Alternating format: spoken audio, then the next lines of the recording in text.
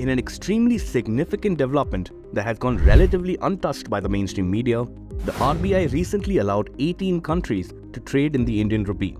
This means that these countries and their businesses will no longer need to rely on the US dollar to make transactions with India, Indian businesses, or with other foreign nations and entities, as they can now trade in the Indian rupee to settle their transactions.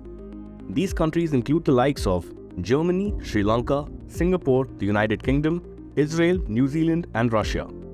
This historic development comes on the heels of the Modi government announcing that India and Malaysia would now settle their own bilateral trade in the Indian rupee. Most of these countries currently face a dollar crunch, due to which they are struggling to trade in the international market, and India has stepped in at the right time.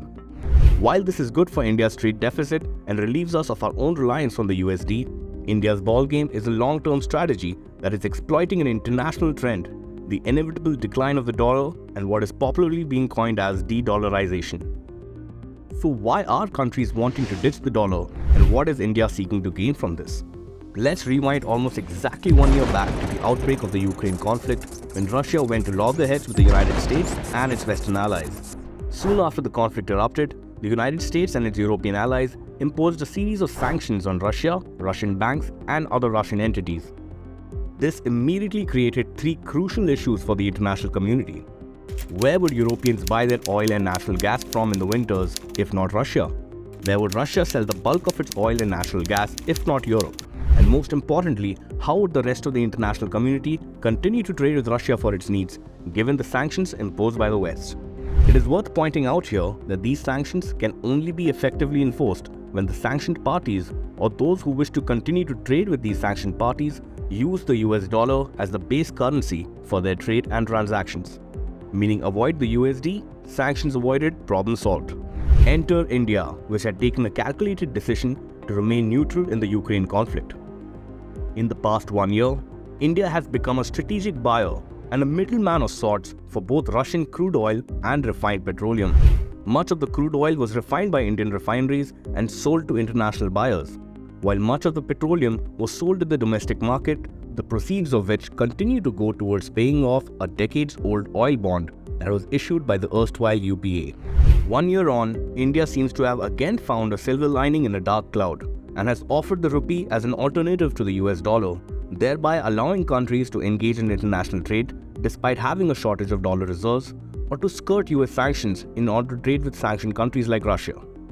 India isn't alone, however. Often touted to be the next superpower after the inevitable decline of the United States, China has been quietly going about its business in projecting its own currency, the yuan.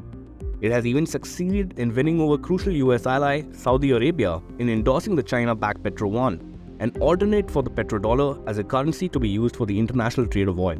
Given that China is the world's largest importer of crude oil, the petro yuan could give them immense leverage in controlling and setting oil prices and markets. Needless to say, such a scenario could potentially jeopardize India's energy security, which is why the projection of the rupee as an alternate currency for global trade could not have come at a better time.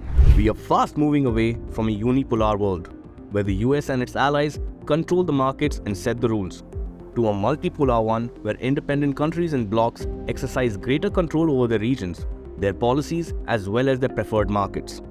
This transition has only been accelerated with the events in Ukraine and the subsequent Western sanctions, and India is taking full advantage of the vacuum that has been created. By projecting the rupee to the international community as an alternative currency to trade in, India is leveraging a crisis of today as an opportunity for tomorrow. India is keeping tabs on the sleeping Chinese dragon and its petro yuan ambitions, and has signaled that it is more than ready to play a leading role in the newly emerging global order.